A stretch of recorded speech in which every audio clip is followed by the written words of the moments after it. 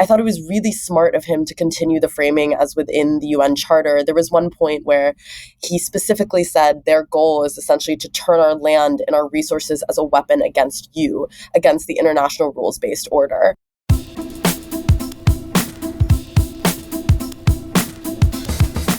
Welcome to a special edition of Global Dispatches. I'm your host, Mark Leon Goldberg, editor of UN Dispatch.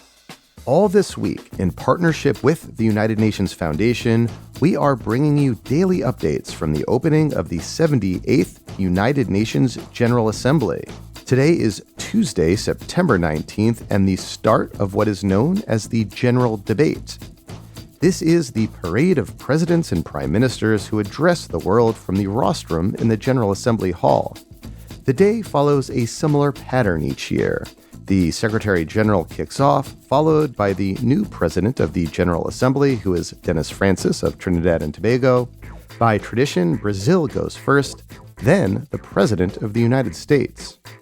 Joining me to discuss these speeches and more is Anjali Dayal, Associate Professor of International Politics at Fordham University's Lincoln Center campus, and Maya Ungar of the International Crisis Group. We caught up just as Volodymyr Zelenskyy concluded his first in-person UNGA address since Russia's invasion of Ukraine. That is our first segment today.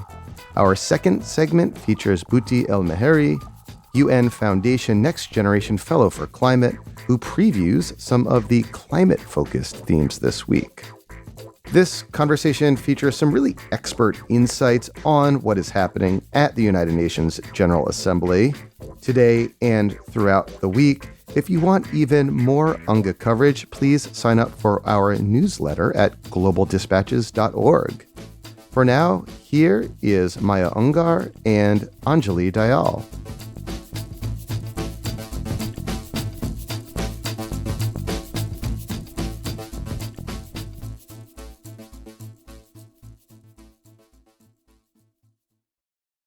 Welcome, you both. Thanks for taking time out of a very busy UNGA Tuesday for speaking with me about the leaders' speeches and other happenings around the United Nations today and this week. Before we start, though, I'm just going to have each of you introduce yourselves so that the audience can recognize your voice. Maya, why don't you go ahead? Thank you, Mark. My name is Maya Ungar, and I am the UN Project Officer at the International Crisis Group based here in New York. I'm Anjali Dayal. I'm an Associate Professor of International Politics at Fordham University's Lincoln Center campus. We are speaking about 7 minutes after Volodymyr Zelenskyy concluded his first in-person address to the United Nations General Assembly since Russia's invasion. So, Maya, what's your big take, high-level reaction to Zelenskyy's address just now? As you mentioned, this is very much immediate reactions as we all just finished listening to Zelenskyy's speech. You know, we as Crisis Group recommended that for his time at UNGA, there really needs to be a direction towards the global south. And he really succeeded in framing Russia's aggression as a problem for all, not just a problem for Ukraine. He focused on particular issues that would have more global implications, that would help to generate more sympathy for the cause, focusing on the weaponization of food, of energy, children as well. And I thought it was really smart of him to continue the framing as within the UN Charter. There was one point where he specifically said their goal is essentially to turn our land and our resources as a weapon against you, against the international rules-based order. I think there were a lot of concerns going into this conversation or into Zelenskyy's speech, that he might focus it too much in a way that would isolate the global south or that would pander too much to his Western allies. But I think he and the Ukrainian government has recognized that he has opportunities to do that in other places. And the speech really did focus on catering towards the global south in that note.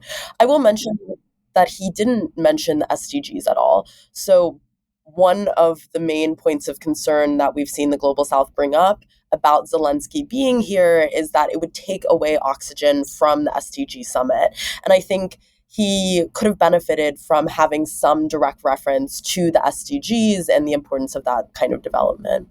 On your point about catering to the global south and discussing food, One quote that I jotted down from his that I thought was to that point, he said, quote, Russia is launching the food prices as weapons, which again directly links Russia's invasion of Ukraine to food inflation that is experienced most acutely in the developing world. Anjali, what was your big picture take on Zelensky's speech? Yeah, very similarly, I thought, he continued something that Ukraine has been doing, I think, really effectively throughout the war so far, which is that, they've launched this diplomatic campaign that really anchors the threats that Ukraine is facing to the threats that the world is facing, anchoring them in threats to the UN Charter, noting that this is a threat to the rules-based international order, and saying, Russia's goal is to turn our land, our people, our lives into a weapon against your ability to eat, your ability to protect your children, against your ability to be safe from nuclear war, against your ability to buy food. And, part of the challenge is that despite having done this throughout the war pretty explicitly, pretty effectively, the war in Ukraine is dominating so much diplomatic space that the effort becomes even more important, right? So not just anchoring sort of the threat to everyone in Russia's invasion of Ukraine, but also the fact that that interest and that conflict crowd out other concerns, other conflicts as well. And I think to some extent, bringing up issues of climate, bringing up a global peace summit to which everyone is invited, those are some ways of trying to mitigate that attention that Ukraine is monopolizing over other conflicts at the expense of other issues that the global south is facing. I will say that, for all the talk of flagging global support, especially across the global south for Ukraine, I do think he got the loudest round of applause on arrival and on exit of anyone. Definitely. Despite the fact that the diplomatic attention may be flagging in other parts of the world, the cause remains popular. The last General Assembly vote on this demonstrates that too, right? No one wants to be the person not standing up applauding for Zelenskyy, right? Everyone wants to be in support vocally, not at the expense of everything else the UN is doing. But, I think that really struck me. Yeah, and just once again, it also reiterated, I think, to me, just how effective Zelenskyy is as a communicator and underscores just how effective good communication is to rallying public to your side. There is one thing I wanted to ask both of you, which I caught in his remarks, which kind of caught me by surprise. If I heard him correctly, and again, we just watched this just moments ago, he said that he was going to attend in person the Security Council session tomorrow, which is dedicated to Ukraine. Now, the president of the Security Council this month is Albania, a key U.S. ally. So on the agenda this week, tomorrow, Wednesday, is a Security Council meeting on Ukraine. Now, if I'm correct, this means that Zelenskyy would potentially be sitting across the table from Sergei Lavrov, Russia's foreign minister, who's leading Russia's delegation. If so, that would be kind of lit. I think lit is a good way to describe it. I couldn't think of any other word on the spot other than just like, really? I'm not sure. I would actually be surprised if you do see them in the same room at the same time. To my remembrance, last year, Lavrov came in, gave his speech, and then left. If I had to guess, this year you will see a similar occurrence where, although both Lavrov and Zelenskyy will be in person at the Security Council meeting tomorrow, I would be quite surprised if you end up seeing both of them actually present in the same room at the same time. But there might be someone sitting in that Russian seat, or maybe they just vacate the seat all entirely. I mean, if you do see someone sitting there, I wouldn't be surprised if you see them just on their phone, which when you saw the cameras pan to Russia during Zelenskyy's speech, that did happen quite a few times. Or they put an intern there or something. Yeah. So I wanted to turn now to Biden's address to the United Nations General Assembly this morning. Now, if you're watching cable news, which I don't do often, but I had on following Biden's address, they seem to focus their commentary on Biden's remarks towards Ukraine. But for me, watching Biden's address, what was so significant is honestly, in my 18 years of covering the United Nations General Assembly, I don't recall a US president devoting so much time and space to directly address the concerns of the developing world. Now, there's been a lot of talk this UNGA about how Biden is the only leader of the P5 who's here in person. You have like relatively sparse attendance by the rest of the G20, by much of Europe. And there's been some commentary about how that potentially like lowers the impact of UNGA this year. But in watching Biden's speech today, he seemed to recognize that as a feature and not a bug, and really tailored what I counted as probably about 2/3 of his remarks towards issues related to the Sustainable Development Goals, financing for development, and other issues that are a direct concern to the developing world, like reforms at the World Bank and IMF. That was kind of interesting and notable to me. Yeah, absolutely. I thought it was a deeply multilateralist speech in the sense that, like, often even multilaterally minded US presidents or even like deeply liberal institutionalist presidents like Barack Obama will get up there and talk a lot about American primacy and American interests and what the US is doing for the world. This was a different kind of speech, I thought. It started with, he said, we know our future is bound to yours. And he went on to sort of talk meaningfully about, yes, expanding the UN Security Council, which is something he talked about last year as well, increasing both the non-permanent and permanent membership, but also talking about World Bank and IMF and WTO reform, talking about the sort of Bretton Woods institutions, pointing to countries that have been good multilateralists on a number of other fronts, usually in the global south, and really sort of anchoring a lot of his speech in the nitty-gritty of what multilateralism does for countries that is not about US primacy. And I do think that's unusual.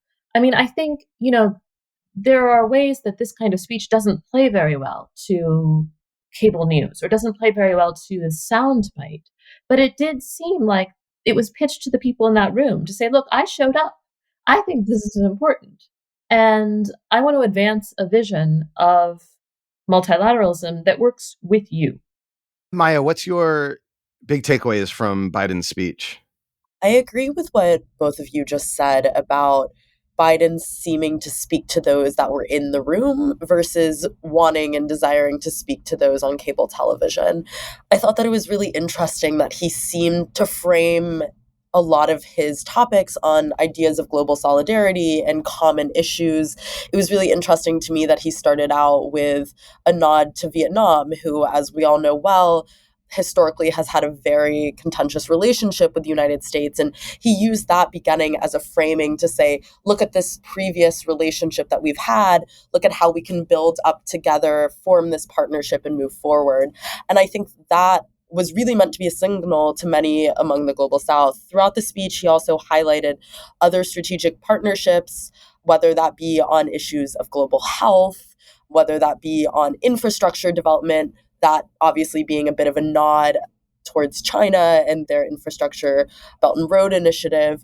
But I thought that it was quite indicative of the way that the global narrative focused around the UN is starting to shift. There really does seem to be more of a recognition that the United Nations is not just a playground for powerful players, but instead is supposed to be a body that represents the whole of the global community. And when you have one of the most powerful players of all standing up on that biggest stage the United Nations offers, and instead of focusing as much on its own priorities, looking at showcasing where its own priorities align with that of the broader international community, I think that is quite significant. And to me, that just showed at least a degree of like geopolitical acumen too on the part of Biden. I mean, you said starting with a reference to Vietnam. I mean, Vietnam also has a pretty rough relationship with China. And it seems that to the extent that Biden was in his remarks seeking to woo what The Economist calls like the kind of swing states in geopolitics, it was to woo them to the American side in a time of, enhanced competition with China. And that's why I just found the substance of his remarks so interesting and how they were directed, mostly to the global South and the developing world. Anjali, I'll start with you on this next question. Beyond Zelenskyy and Biden, were there any other speeches of note that you caught today that you think are worth highlighting? Yeah, so I watched everybody who spoke this morning. There you go. That's why you're on the podcast.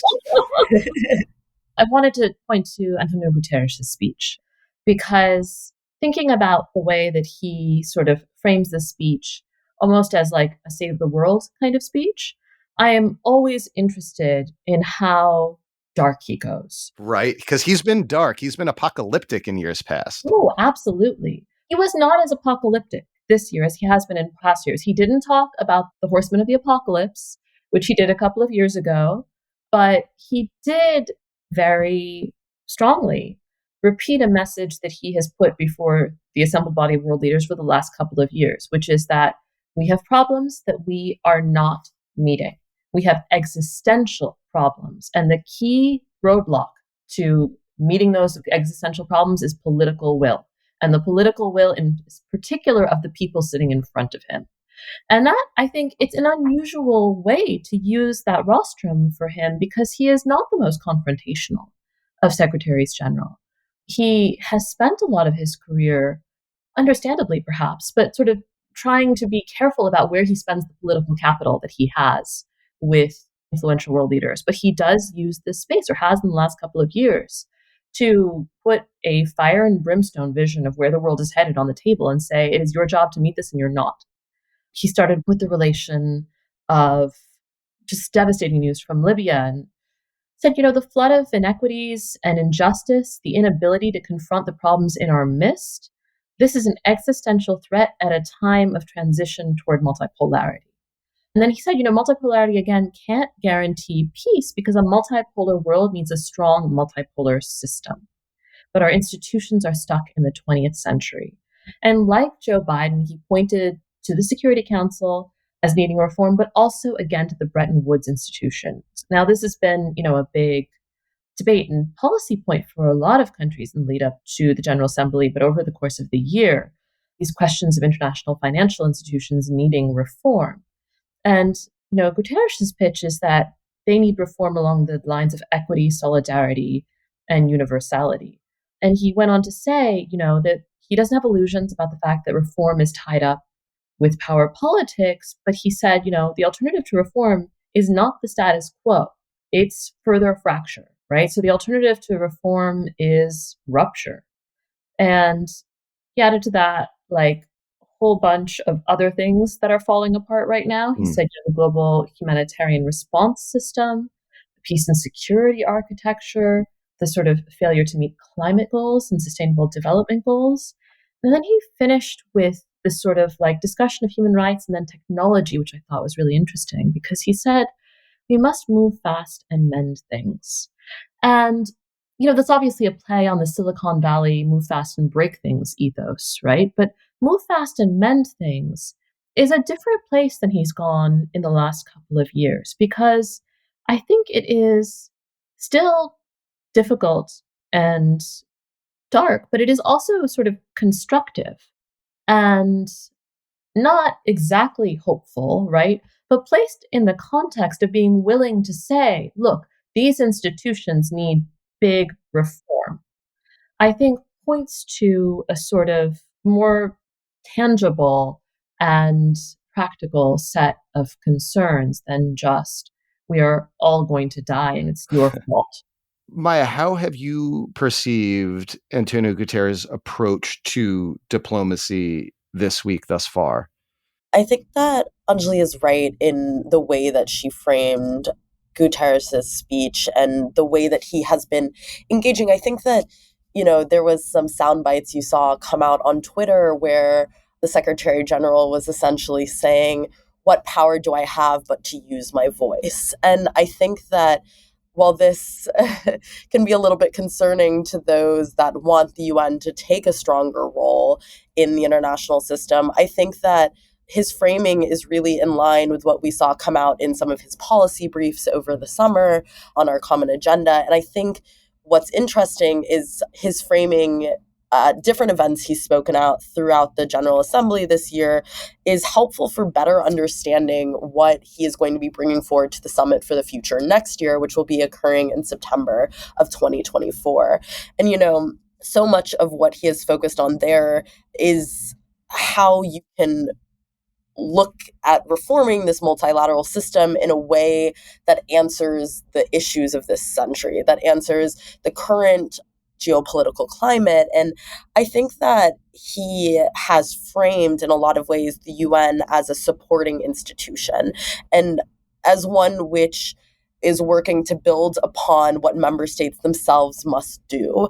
And in that sense, I think both with those documents, what we're expecting to see with the Summit for the Future, as well as what he's been speaking about this week, shows that he is quite realistic about the power as well as the limits of the United Nations. And because of that, is trying to focus on invigorating member states to be moving towards these common values of solidarity and trust that he has continually mentioned, with the hope that they, instead of the UN, should really be holding the main responsibility for reforming many of these issues we see. So one leader who spoke today was Erdogan. Now, I didn't catch all of Erdogan's speech, but I did catch him seemingly cheer on Azerbaijan as overnight it launched a renewed offensive in Nagorno-Karabakh. Now, for listeners who are not aware, Nagorno-Karabakh is disputed territory between Armenia and Azerbaijan, and it had been like a frozen conflict since the end of the Cold War, but about a year and a half ago, Azerbaijan launched an offensive supported by Turkey, took a lot of territory, and seemingly just pressed its military advantage overnight, reigniting this conflict overnight. Erdogan seemed to cheer it on. Anjali, I don't know, you probably caught more of his speech than I did. Then moments later, I saw a press release from Antony Blinken condemning Azerbaijan's offensive. How do you see the renewal of this conflict overnight impacting the rest of UNGA this year? There are a couple of ongoing diplomatic situations that seem like they are ripe to sort of shape events over the next couple of days. That's definitely one of them. Erdogan also took a fair amount of time to talk about the UN in Cyprus in great, sort of often confrontational detail. The other sort of situation I was wondering about was the unfolding diplomatic situation between Canada and India, which will obviously have less impact on the next few days without heads of state there. Yeah, neither Modi nor Trudeau are here in New York in person. Yeah, so that's sort of secondary. But honestly, I'm not exactly sure how it is going to shape the diplomatic debates over the next couple of days. It looks like there are many key players on the ground in New York who are very willing to use meetings to sort of advance their agendas. I imagine, I don't know for sure, but I imagine that the place they'd have the sort of like unfolding events would have the most effect is in the bilateral meetings that everyone is having. But I don't know. I mean, I imagine that other than tomorrow's Security Council meeting on Ukraine, many of these countries will have to go out of their way, I think, to insert the conflict into other critical meetings that everyone else wants to have. Maya, any concluding thoughts on this or anything else you'd want to mention before we have to wrap up? Yeah, just on this point, I'll say I did think it was quite striking how Erdogan mentioned Nagorno-Karabakh. To quote, he said, Nagorno-Karabakh is the territory of Azerbaijan and any other status imposed will never be accepted. That doesn't really leave any room for further interpretation. He was quite comprehensive in the way that he referred to it, although right before that, he did say that they had launched a process with Armenia aiming at good neighborly relations and full normalization.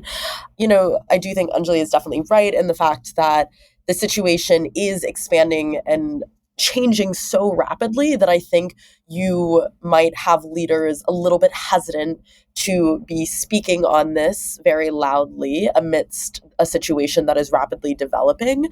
I think that she's right in saying that a lot of the conversations around this will likely be held in behind the scenes bilateral meetings, which, while many pay attention to these speeches. In reality, a lot of times the real work and the real politics of UNGA does happen in these behind the scenes conversations. So in terms of the situation and the way that it's going to continue to unfold and impact the week, I think that I would predict people will be a little bit quieter as they watch what happens. But I do think that this issue will be brought up more than it otherwise would be, particularly in some of these bilateral conversations. Maya and Anjali, thank you so much for your time and good luck this week. Thank you. Well, good luck to you too, Mark.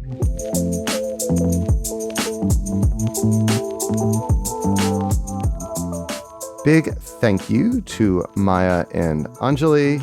And now here is my conversation with Butti Almheiri, UN Foundation Next Generation Fellow for Climate.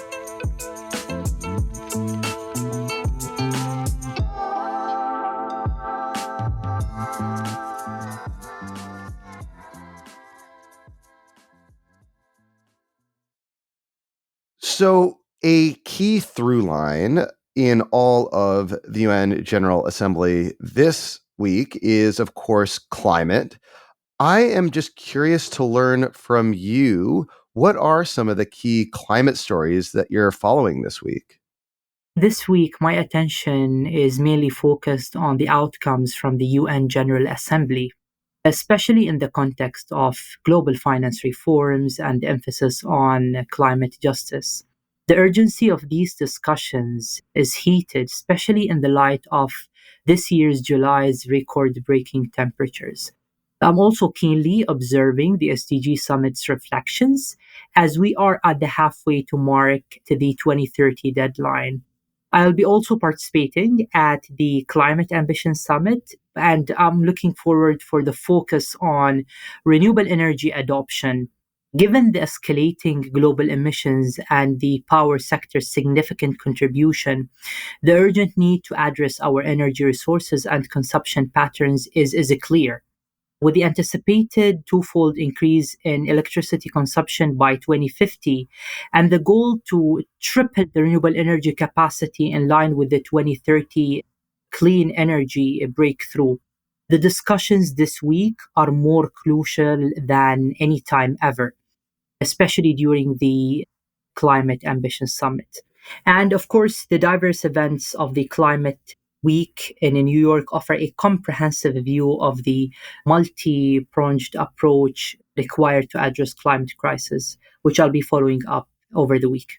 Yeah, it's worth emphasizing that not all of the action on climate is happening inside UN headquarters this week. There is a whole plethora of events focused on climate, and it really kicked off the weekend prior with a major march through the streets of New York demanding climate action. So it's good to know that you'll be kind of following all of these events. On the Climate Ambition Summit in particular, you mentioned you're participating. What's the nature of your participation in the Climate Ambition Summit on Wednesday? So, Mark, during the Climate Ambition Summit, I'll be there for the full day, participating in the sessions and following up with the most recent updates when it comes to the road to the COP28. As you know, that the Climate Ambition Summit and the SB 58, which is the Bonn Climate Conference that happened in June, these are two pivotal moments before the COP28, and they are very crucial in determining what will be happening during the COP28 when it comes to commitments, partnerships, strategies that will be discussed and negotiated in Dubai in December. So I am very glad you mentioned COP28. It is happening in the United Arab Emirates, in Dubai, as you mentioned. You are Emirati. I assume you're following these things very, very closely. Are there any concrete outcomes from this week in New York that you will be looking towards that will suggest to you whether or not COP28 will be a success? In other words, what are some of the key decisions that must be made this week in order for COP28 to be more assuredly a successful climate negotiation? So the events of this week will serve as a crucial prelude to the COP28 as I mentioned, the commitments, partnerships, and the strategies discussed during this week will directly influence the agenda and negotiations in Dubai, particularly as the COP28 will mark the conclusion of the first global stocktake under the Paris Agreement.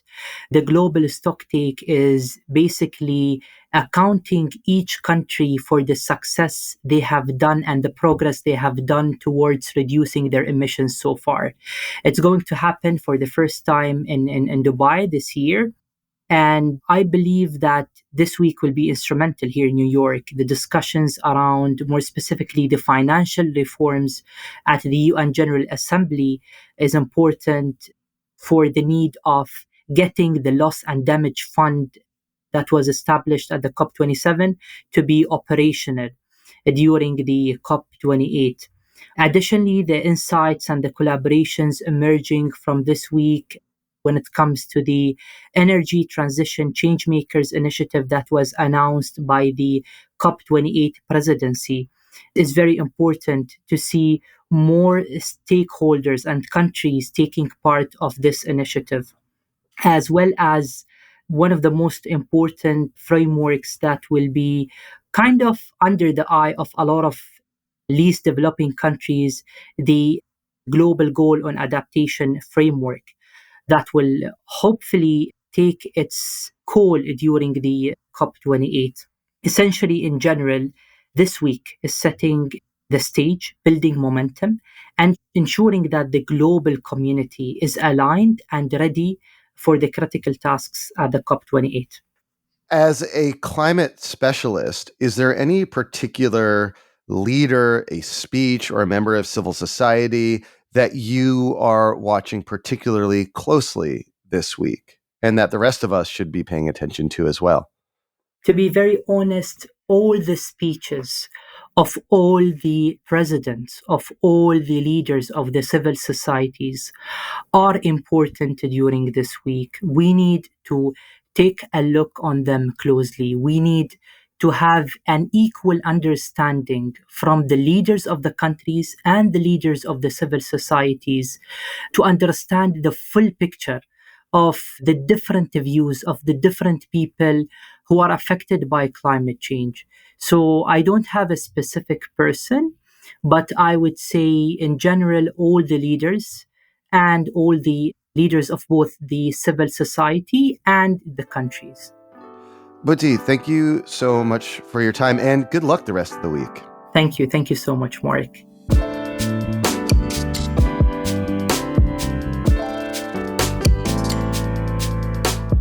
Thank you to Butti, Maya, and Anjali for joining me today.